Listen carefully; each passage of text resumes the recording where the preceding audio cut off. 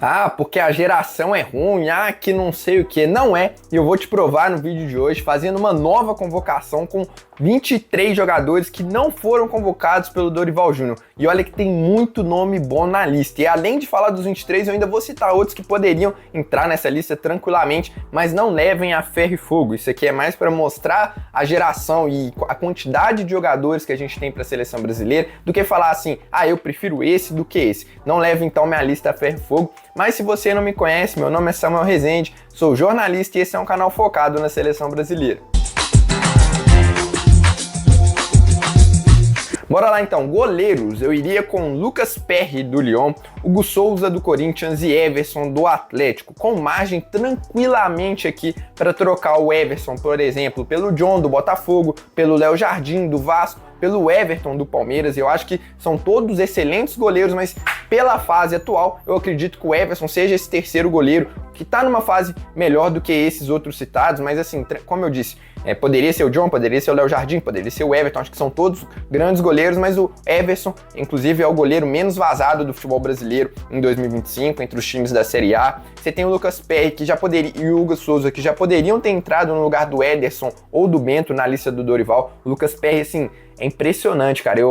Quando eu convoquei minha seleção, eu coloquei o Hugo Souza à frente, mas eu já fico até na dúvida, porque o Lucas Perry, ele não tem falhado, algo que acontece um pouco com o Hugo Souza, e ele tem feito defesas muito difíceis no Lyon. Então, eu não sei se é porque ele é mais exigido, pode ser também, mas ele tem mostrado um tempo de reação, saída pelo alto, 1 contra 1 dele. Então, assim, é jogo atrás de jogo do Lucas Perry indo muito bem num campeonato francês, e eu acho que são 3 excelentes opções, e tem mais 3 aqui que poderiam entrar no lugar do Everson. Eu acho que o Hugo Souza e o Lucas Perry eu ainda deixo um pouquinho num degrau acima aqui nessa lista hipotética, digamos assim. Aí zagueiros eu tive um pouco de dificuldade, principalmente para fazer que essa zaga pelo lado direito, mas eu iria com Ibanez do Al-Ahly, Thiago Silva do Fluminense, Alexandro do Lille e Beraldo do PSG. Eu acho que pela esquerda não tem muita discussão. Você pode talvez pensar aqui no Otávio do Porto no lugar do Beraldo, já que ele não é titular absoluto, mas eu acho que em termos de potencial, até mesmo de futebol, o Beraldo tá sim à frente do Otávio. Ele tem mais capacidade técnica para sair jogando, é um zagueiro rápido, precisa aprimorar algumas coisas ainda. Eu acho que é questão de tempo, daqui a alguns anos ele vai ser titular absoluto do PSG e é zagueiro sim de seleção brasileira. Não acho que a gente pode crucificar o Beraldo por uma atuação ruim pela seleção num time desconfigurado, pra cima de um Lamine Yamal, né, que hoje é um dos melhores jogadores do mundo, porque muita gente pegou o Beraldo como pra crucificar por causa daquele jogo, mas eu ainda acho que é um excelente zagueiro. O Alexandro, para mim, é o terceiro melhor zagueiro que a gente tem hoje, inclusive são os 3 canhotos, né? Gabriel Magalhães, Murilo e Alexandro, a barbaridade que ele tá jogando lá na França, então aqui não vejo muita discussão. O Ibanez, acho que manteve o nível, apesar de estar na Arábia Saudita, acho que é um bom zagueiro também para completar essa linha, essa zaga pela direita. E o Thiago Silva, eu acho que vai ser o nome mais contestado por aqui pela idade, mas eu ainda acho ele um zagueiraço. Pode não ser tão rápido como antes, mas ele tem boa saída de jogo, é um líder, é um cara que tem bom cabeceio, protege a área como pouco, um dos melhores zagueiros que eu já vi jogar. Mas, assim, nada me impede, por exemplo, de citar aqui o Vitão do Internacional, que tem jogado bem, acho que é um nome também pra gente ficar mais ou menos de olho. O Lianco do Atlético tá jogando muito, acho que poderia entrar nessa lista aqui também no lugar de um dos 2 zagueiros pela direita. Aí você tem outros zagueiros que eu acho que estão um pouquinho mais abaixo, que são o Murilo do Palmeiras e o Fabrício Bruno do Cruzeiro, que já foram convocados pelo Dorival, mas ao meu ver, todos esses aqui que eu citei antes estão melhores. E tem também o Tuta do Eintracht Frankfurt, que eu fiquei na dúvida, acho que aqui de todos, eu fiquei mais na dúvida entre ele e o Ibanez e o Thiago Silva, mas eu ainda não consegui observar direito o Tuta, ainda não peguei para ver um jogo completo dele, e aí eu evito ficar elogiando demais ou crucificando demais, e aí é uma falha minha, tá? Mas por isso eu deixaria o Tuta de fora. Vocês podem até comentar aí, quem acompanha o Tuta mais a fundo,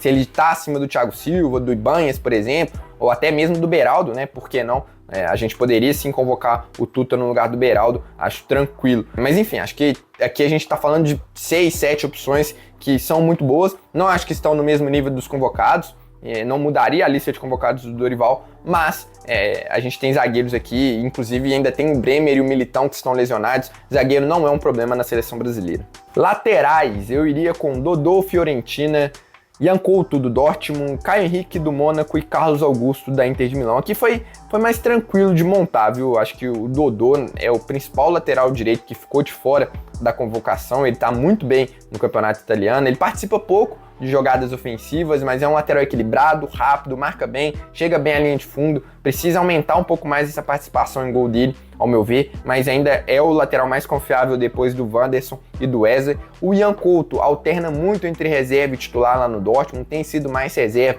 e ele tem um problema de marcação que, assim, toda vez que eu vejo um jogo do Dortmund eu reparo nisso, de transição, de marcar nas costas, no 1 contra 1 até que ele é bom, mas... não que, assim, né, por exemplo, enfrentou o Vinícius Júnior, sofreu muito, mas eu acho que ele tem evoluído na questão do 1 contra 1. Mas, por exemplo, em questão de transição, de posicionamento, eu ainda acho que o Ian peca muito nesse sentido e talvez por isso ele não jogue tanto lá no Dortmund. É também o mesmo problema do Caio Henrique, que com bola tem jogado muito bem, mas sem bola acho que também pode melhorar. Mas assim, ainda acho que é a nossa melhor opção, inclusive esses dois laterais esquerdos seriam os meus convocados. Acho que o Carlos Augusto, por mais que ele seja reserva na Inter de Milão, ele é reserva do Di Marco, que é o melhor lateral esquerdo do mundo hoje, provavelmente, e é um cara mais defensivo, que companheiria bem, tem boa bola aérea, pode jogar como terceiro zagueiro ali, se libera o lateral direito, por exemplo. Então, seriam os meus dois convocados. A gente ainda tem o Renan Lodge, que tá machucado, o Douglas Santos, que não joga há 2 meses, o Abner, que é reserva no Lyon, o Alex Telles do Botafogo poderia também ser uma boa opção, e o Alexandro do Flamengo. Então, assim, são muitas opções, nenhuma convence, né? A verdade é essa, e por isso o Dorival tem rodado muito, agora ele tá tentando apostar aqui na segurança, digamos assim, do Arana, dar mais minutos para ele, para ver se dá certo. Acho que foi falha do Dorival não ter convocado mais um lateral esquerdo, mas enfim, eu iria com esses 4 aqui. Acho que seriam boas opções para a seleção brasileira e tem que estar no radar aí também. Meio-campistas: Casemiro do Manchester United, Ederson da Atalanta, Andrei do Strasbourg, João Gomes do Wolverhampton, Andreas Pereira do Fulham e Talisca do Fenerbahçe. Vamos lá. Primeiro aqui, a ausência mais sentida, ao meu ver, ao lado do Endrick na convocação do Dorival, foi o Ederson da Atalanta. Eu achei, assim, um absurdo total ele ficar de fora. Não que o Joelinton não seja um bom jogador, mas enfim, não vou entrar muito em detalhes aqui, vou deixar aqui nos cards para quem quiser ver o vídeo da análise da convocação, porque esse não é o tema desse vídeo de hoje. O Casemiro, pela ausência de um primeiro volante mais confiável, você tem o Danilo do Nottingham que está surgindo agora. Além disso, você já tem outros que foram convocados, né? O André, o Bruno. Então, por isso, eu resgataria, digamos assim, o Casemiro. Acho que é um nome pra gente ficar de olho. O Andrei do Strasbourg, um dos melhores sub-20 do mundo, sub-21, né? O cara jogando uma barbaridade lá na França, participando de gols, de construção de jogadas, defensivamente, assim, completo mesmo. E na próxima temporada, provavelmente, a gente vai ver mais pessoas pedindo o Andrei, porque muito dificilmente ele vai ficar no Strasbourg, imagino. Ou ele vai voltar pro Chelsea e jogar muito lá, ou ele vai ser vendido, que também é uma possibilidade, já que o Chelsea tem muitos meio-campistas por lá também. E aqui o João Gomes do Wolverhampton, ele sem bola é uma coisa assim diferente, sabe? O João Gomes tem muito poder de marcação, ele cobre espaços muito grandes, não é um primeiro volante, tá? Não acho que seja, porque na saída de bola ele prejudica muito e por isso eu acho que ele acaba perdendo espaço na seleção brasileira, porque o jogo com bola dele não é tão bom assim.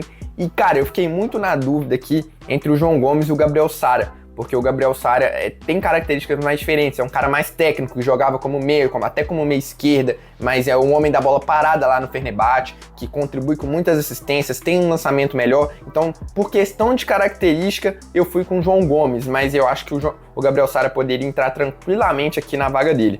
Como os meias, eu sei que vai ter gente criticando aqui a ausência de meias, inclusive, cara, realmente nessa lista aqui teve pouquíssimos jogadores do futebol brasileiro, né? Tô olhando aqui, tem o Hugo Souza, o Everson, o Thiago Silva e só, né? Aqui no ataque também não tem ninguém.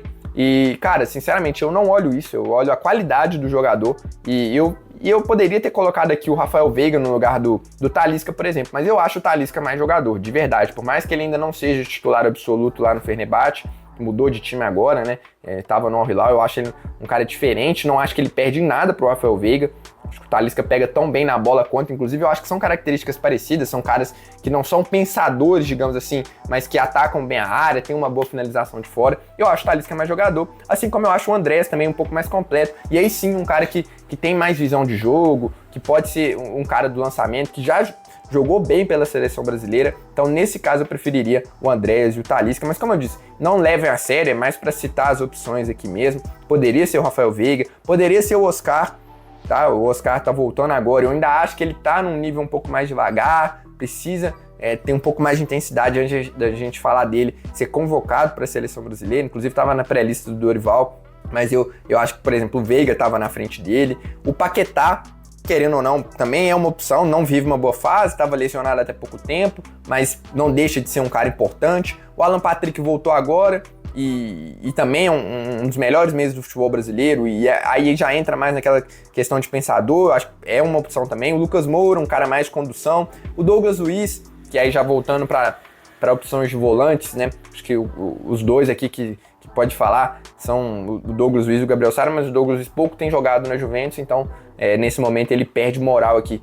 E para fechar aqui o nosso ataque, eu iria com Antony do Real Betis, Malcom do Hilal, Luiz Henrique do Olympique, o Luiz Henrique com S, Igor Paixão do Feyenoord, Marcos Leonardo do Hilal e o Endrick do Real Madrid. Vou chegar lá nos nomes que você tá pensando aí, mas vamos lá. Antony chegou no Betis jogando muito, participando de todas as jogadas ofensivas, é um cara tá bem vertical, já fiz um vídeo sobre o Antony também, vou deixar aqui nos cards.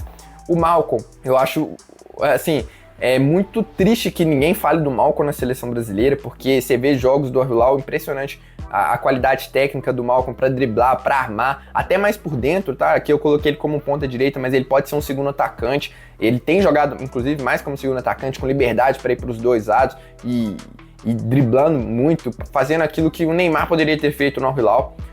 E aí, cara, eu deixei o Luiz Henrique, ex-Botafogo, de fora por dois motivos. Eu acho que o Antony e o Malcom estão muito bem, poderiam preencher essa ponta direita aqui. E o Luiz Henrique não... ele tá sem ritmo, cara. Porque ele não joga há 2 meses. O Zenit começou a temporada agora. Mas assim, se você parar pra pensar por futebol, eu acho que o Luiz Henrique poderia estar tranquilamente aqui no lugar do Malcom ou do Antony. Porque são os dois pontas direitas, né? Acho que ele concorre ali, porque o Luiz Henrique não é ponta direita e nem o Igor Paixão. Então, só por esse motivo eu deixei o Luiz Henrique de fora. Não é por qualidade técnica, é mais por ritmo de jogo. Eu não colocaria o Luiz Henrique aqui nessa minha lista. O Luiz Henrique do Olympique tá muito bem, cara, no campeonato francês. Também se fala pouco dele pela quantidade de pontas esquerdas que a gente tem. Inclusive se fala mais do Igor Paixão, que seria o meu titular na ponta esquerda aqui nesse time hipotético. O Marcos Leonardo também muito bem no Hilal, fazendo gol à beça. Eu acho ele mais jogador do que o Yuri Alberto, que eu sei que vocês vão falar do Yuri Alberto. Eu acho que ele tem mais qualidade técnica, tem um cabeceio melhor, perde menos gol, tem mais jogo fora da área. Mas assim, também podemos falar do Yuri Alberto aqui no lugar do Marcos Leonardo. Inclusive, eu acho que são jogadores parecidos, que atacam bem o espaço, jovens.